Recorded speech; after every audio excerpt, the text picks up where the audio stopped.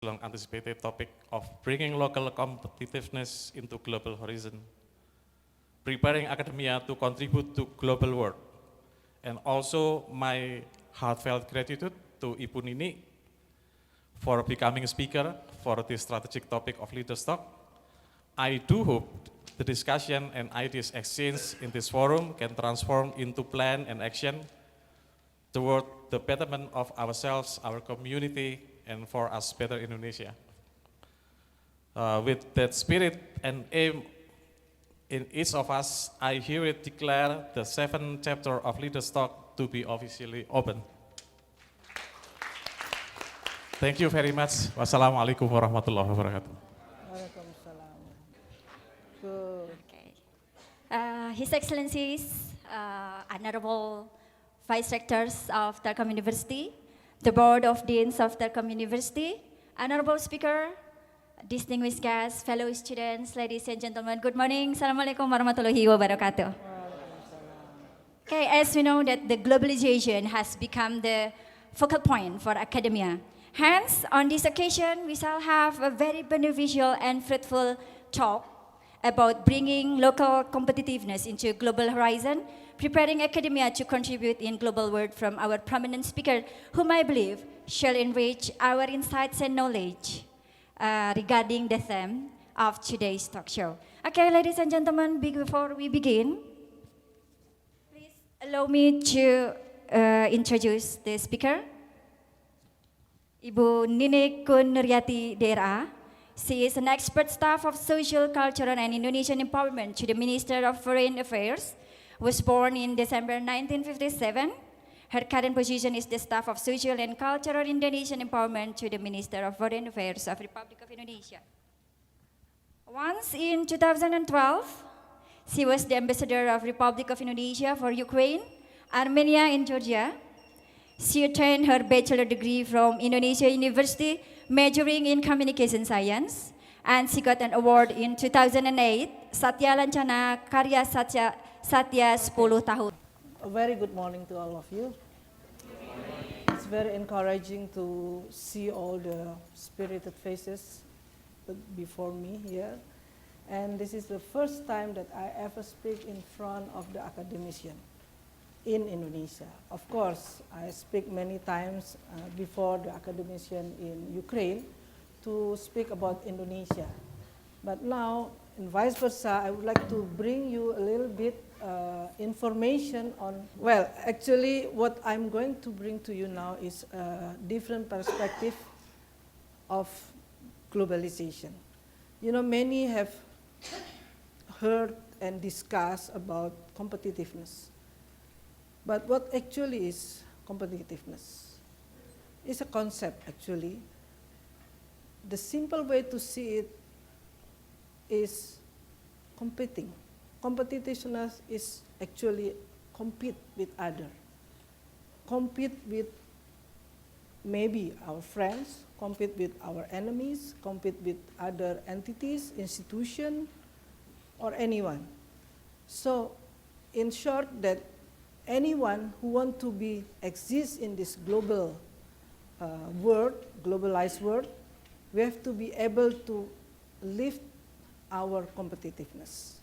I think that's understood easily by all of you. I'm not going to discuss in academic way about the concept, but I would like to take you my experience as diplomat who serve in 4 countries now, how their country embrace globalization, how their countries increase their competitiveness.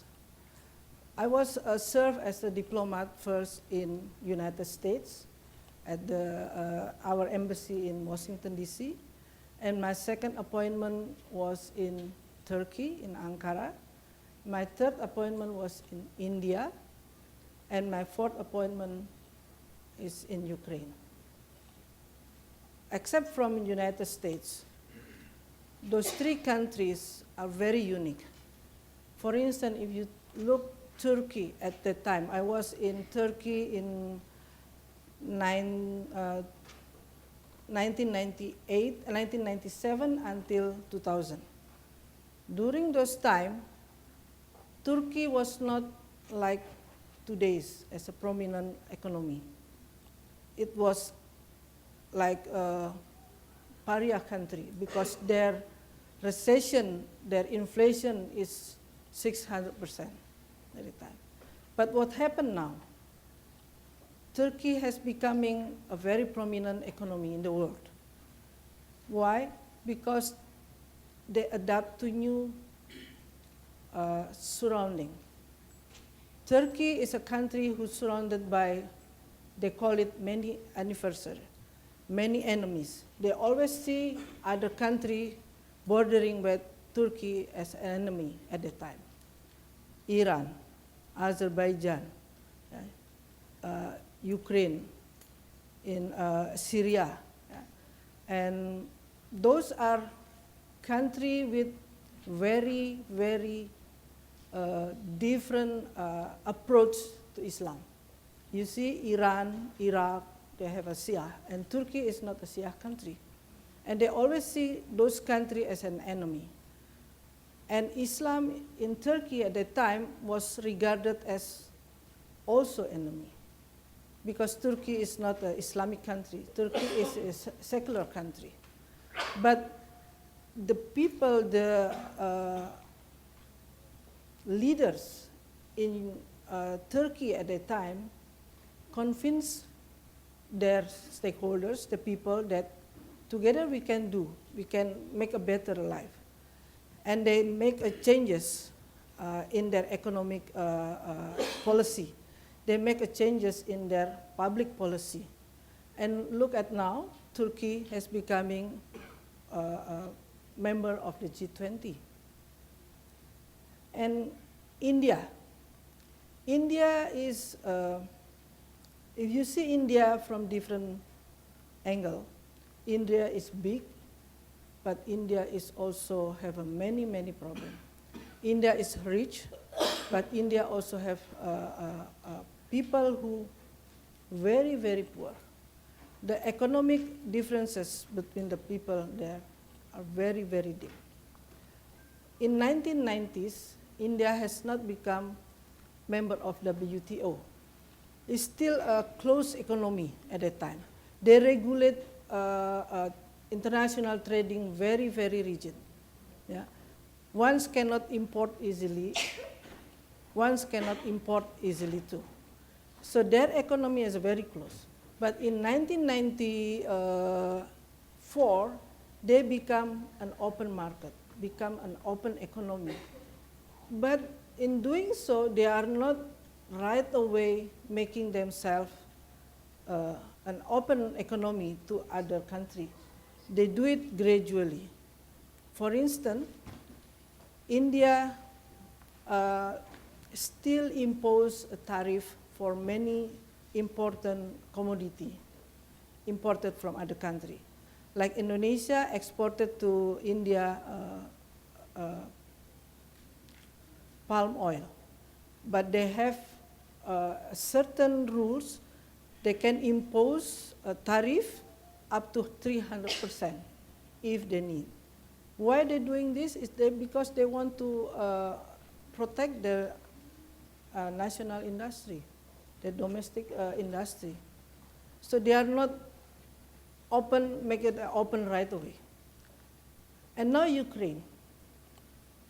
Maybe many of you listen from the media what happened to Ukraine in 2013, 2014. Why it happened? Ukraine used to be a great country. During the 10th and 11th century, before Ukraine was formed, it was a great kingdom. It lasted almost 100 years. And then become subsequent to the Russian Tsar. And then when Russian Tsar also finished, they also becoming part of Soviet Union. During those time, Ukraine actually not acting as an independent country, even though they have a single voice in UN. Ukraine is a big country in Europe, the second largest land area in Europe.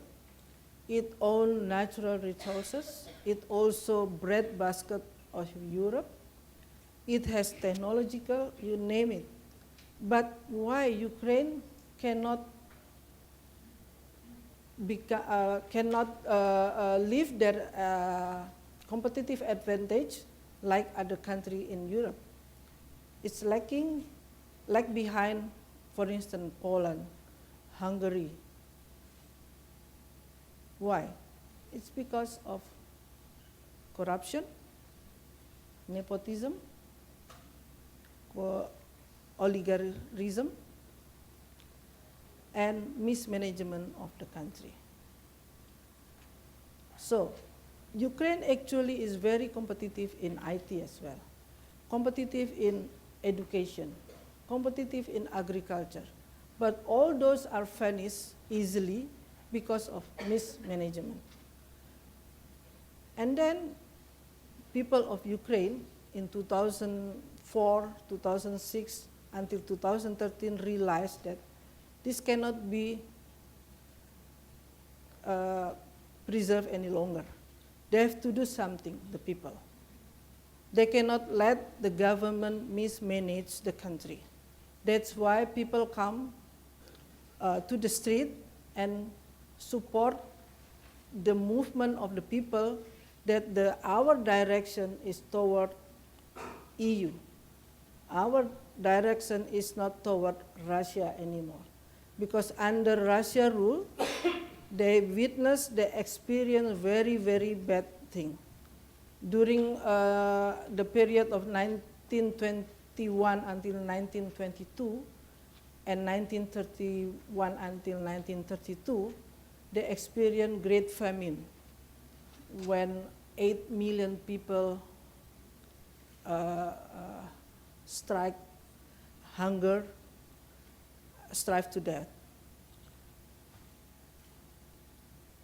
So people at that time come forward, support the people movement to topple the government.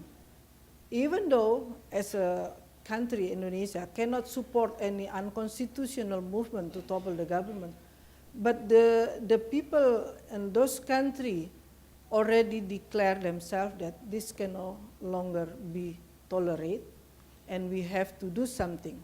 That's why they try to make sure that the direction of the country always toward EU, not backward toward Russia. What I'm going to talk about with this experience is that even though a country has a competitive advantage, it cannot be taken for granted. Indonesia also have many, many competitive advantage. You name it. Youth, labor.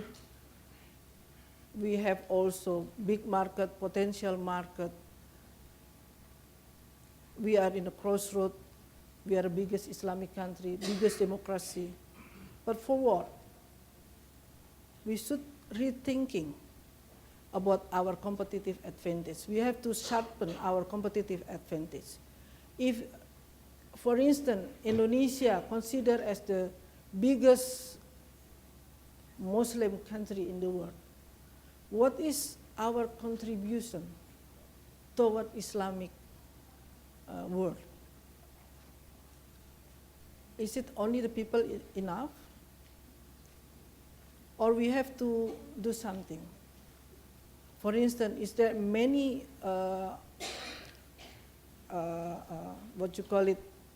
writings in Islam found in Indonesia? If you compare to Malaysia, there are many Islamic intellectuals who have a good academic writing on Islamic thinking, but where Indonesia is.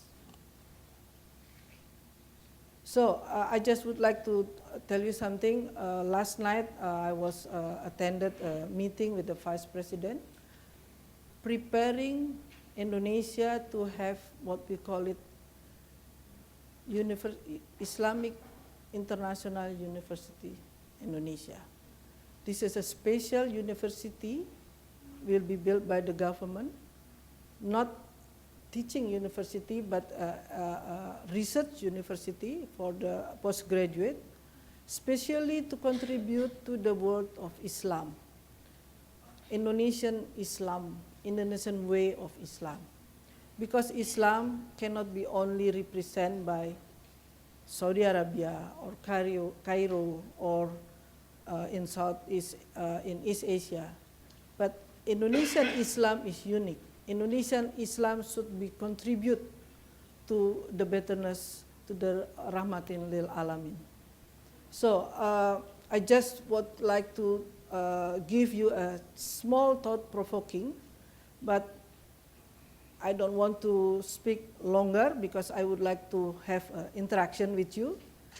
Anything, be it my background, be it my experience, be it the Indonesian foreign policy, because I know this is very new to you. Not many of you have acquaintance with this foreign policy. So what is really our policy toward one country and why we are doing this and doing that in foreign policy. I think with that, I would like to invite many discussion. Thank you, Moderator. Okay, give applause for Ibu Nini Kun. Okay, so ladies and gentlemen, Ibu, before we start the question and answer sessions, if I may say that I highlight many items during your talk that mismanagement will cause the vanish of competitiveness. Is that right, Ibu? And also, even though a country has a very competitive advantage, it cannot be taken for granted. And we as the citizens should think and develop our competitive advantage, think about our contribution. Is that right, Ibu? Okay. Ibu Nini, thank you very much for this very good experience of you.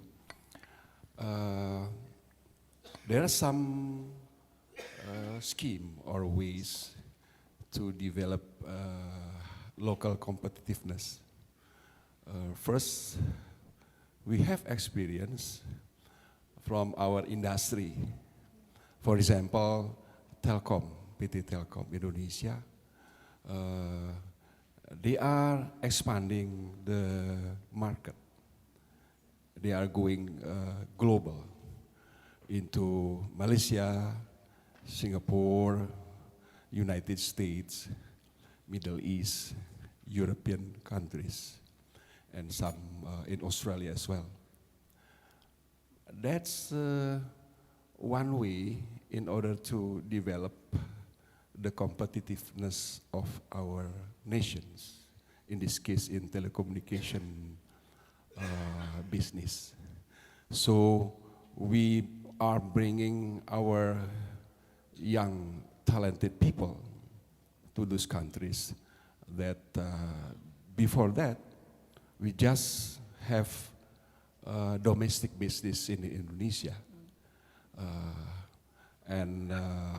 We once we have experience with the international telecommunication provider.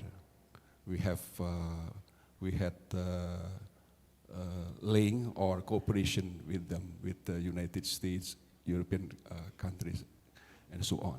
So I think this is one tools in order to bring our young people to go international. They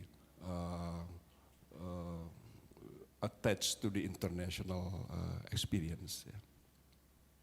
And the other one, the other example, there are a lot of private companies that going global, from the creative industry, small and medium companies, as well as the big companies like manufacturers,